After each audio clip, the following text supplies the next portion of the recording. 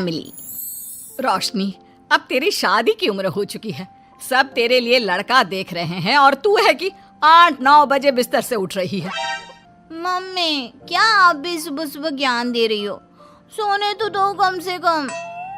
क्या करें, अब तेरी हरकतें ही ऐसी हैं। चल अब बिस्तर छोड़ और मेरे साथ खाना बनाना सीख। ना, मैं नहीं बना रही खाना वाना, आप प्लीज जाइए ना यहाँ से। रोशनी की बातों से निराश होकर निशा वहाँ से चली जाती है। निशा, तुम रोशनी को घर का कामकाज क्यों नहीं सिखाती? अगर यही हाल रहा फिर तो 2 दिन में उसके ससुराल वाले उसे यहाँ छोड़कर चल देंगे। मैं तो बहुत कोशिश करती हूँ उसे घर की जिम्मेदारियां सिखाने की, लेकिन वो मेरी सुने तब ना। आप तो जानते ही हैं ना कि वो कितनी जिद्दी है। हमें निशा के लिए एक ऐसा लड़का ढूंढना होगा जिसका भरा पूरा परिवार हो, सास ससुर से लेकर जेठ जिठानी देवर ननद सब हो। यहाँ ना सही, लेकिन शादी के बाद उसे वहाँ अपनी जिम्मेदारियों का एहसास जरूर होगा। कुछ दिनों के बाद रोशनी का परिवार उसके लिए लड़का देखना शुरू कर देता है और एक दिन चिराग नाम का लड़का रोशनी को देखने अपने परिवार के साथ उसके घर पहुंच जाता है। देखिए भाई साहब, मैं पहले ही आपको बता देती हूँ, हमारा परिवार बहुत बड़ा है, इसलिए अगर आपकी लड़की हमारे घर की जिम्मेदारियाँ बिना ना नुकुर के उठा सकती है, तभी हम ये रिश्ता पक्का करेंगे। अरे ये भी कोई बोलने वाली बात है बहन जी। हमारी रोशनी आपके पूरे परिवार को बैठे बैठे खिला सकती है, इतनी जिम्मेदार है मेरी बेटी। अगर ऐसी बात है फिर तो हमें इस रिश्ते से कोई आपत्ति नहीं है। तो फिर चट मंगनी पट ब्याह के बारे में क्या ख्याल है? हाँ बिल्कुल, शादी में देर किस बात की, 3 हफ्ते बाद ही शादी का शुभ योग है। अगर आपको कोई दिक्कत ना हो तो हम इनकी शादी भी 3 हफ्ते बाद ही करा देते हैं। अरे हमें इसमें कोई परेशानी नहीं है। इस तरह दोनों परिवारों में शादी की तैयारियां शुरू हो जाती है और कुछ ही दिनों बाद रोशनी की शादी चिराग से करा दी जाती है।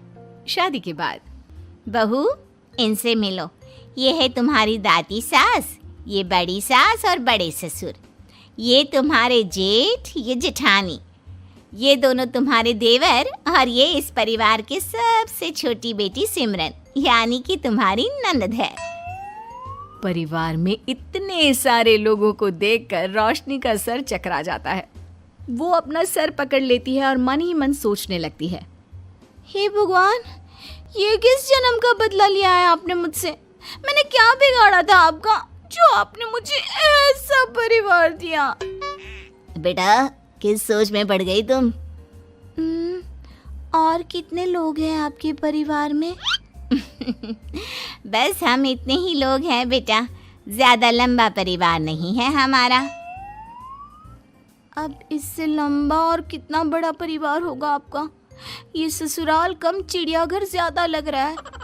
कुछ कहा क्या तुमने बेटा? नहीं मम्मी जी, वो मैं बहुत थक गई हूँ, तो क्या अब मैं सोने जा सकती हूँ? हाँ क्यों नहीं बहू। चिराग, बहू को अंदर कमरे में लेकर जा। जी माँ। चिराग रोशनी को अंदर कमरे में लेकर जाता है। चिराग, मुझे यहाँ नहीं रहना, मुझे अलग रहना है। ये तुम क्या बोल रही हो रोशनी? अभी तो आई हो तुम और अभी अलग होने की बात कर रही हो। परिवार वालों को पता चलेगा तो कितने दुखी होंगे वो लोग। मुझे नहीं मतलब किसी से, और इसे तुम परिवार कहते हो? ये परिवार कम कोई गली मोहल्ला ज्यादा लग रहा है। रोशनी, अभी तुम नई हो इस परिवार में, इसलिए शायद तुम्हें ऐसा लग रहा है। कुछ दिन में आदत हो जाएगी तुम्हें। चिराग की बात सुनकर रोशनी अपना सर पकड़ लेती है। आपको समझाना तो दीवार में सर पटकना है। मैं सो रही हूँ, लाइट ऑफ मत करना, मुझे अंधेरे में नींद नहीं आती। इतना बोलकर रोशनी बिस्तर पर लेट जाती है। रोशनी को देखकर चिराग का मुंह खुला का खुला रह जाता है। वो भी पैर पटकते हुए बिस्तर के दूसरे कोने में अपना मुंह मोड़कर सो जाता है। अगले दिन, देवरानी जी, आप उठ भी जाइए, सुबह के 6 बज चुके हैं। सोने दो ना मम्मी, क्यों परेशान कर रही हो? देवरानी जी, मैं आपकी मम्मी नहीं जेठानी हूँ। सुबह सुबह क्या मजाक है मम्मी? इतना कहकर रोशनी अपनी आंखें मसलते हुए उठती है और अपनी जेठानी को देखकर चौंक जाती है। दीदी, आप यहाँ? पिछले 1 घंटे से तुम्हें उठा रही हूँ, लेकिन तुम हो कि अब उठ रही हो। लेकिन अभी तो सिर्फ 6 बज रहे हैं, आपने मुझे उठाया क्यों? वो इसलिए क्योंकि आज तुम्हारे इस घर में पहली रसोई है, तो खाना आज तुम्हें ही बनाना होगा ना। क्या?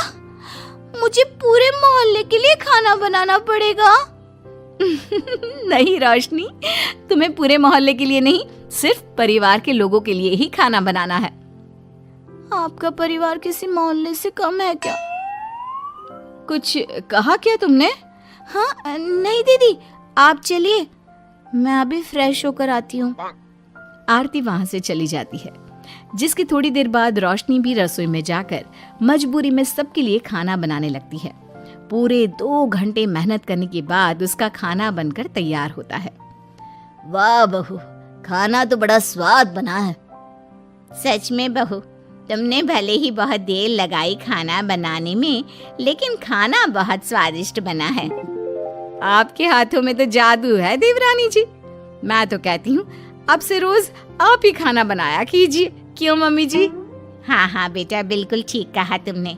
रोशनी, आज से रोज तुम ही खाना बनाना। ये सुनकर रोशनी चौंक जाती है। खाना खाने के बाद सभी लोग रोशनी को शगुन का नेक देते हैं और फिर अपने अपने रूम में चले जाते हैं। क्या यार रोशनी, इतना टेस्टी खाना बनाना जरूरी था क्या? अब फंस गई ना तू। ये सब माँ पापा की वजह से हो रहा है, उनके कारण मुझे ये सब झेलना पड़ रहा है। रोशनी गुस्से में अपने रूम में जाती है और अपनी माँ को फोन मिलाती है। मम्मी, मैं आपको कभी माफ नहीं करूंगी। आपने जानबूझकर मुझे इतने बड़े परिवार में भेजा है, जहाँ मुझे सांस लेने की भी फुर्सत नहीं है। हमने ये सब इसलिए किया ताकि तू अपनी जिम्मेदारियां निभाना सीखे। अब मायके की तरह ससुराल में भी अपनी जिम्मेदारियों से मुंह मत मोड़ लेना। मुझे नहीं रहना माँ यहाँ। इस घर में जितने लोग हैं उतने तो हमारे गली मोहल्ले में भी नहीं थे। माँ, मैं आपसे आपकी सारी बातें मानूंगी, पर प्लीज मुझे यहाँ से ले जाइए। बिल्कुल नहीं, अब से वही तेरा सब कुछ है। वहां से भागने के बजाय अपनी जिम्मेदारियां पूरी करना सीख, इससे हमें भी थोड़ी खुशी मिल जाएगी। माँ की बातों से निराश होकर रोशनी फोन काट देती है, जिसके बाद उसकी नजर नेक में मिले पैसों पर पड़ती है और वो फटाफट से बिस्तर पर बैठकर पैसे गिनना शुरू कर देती है।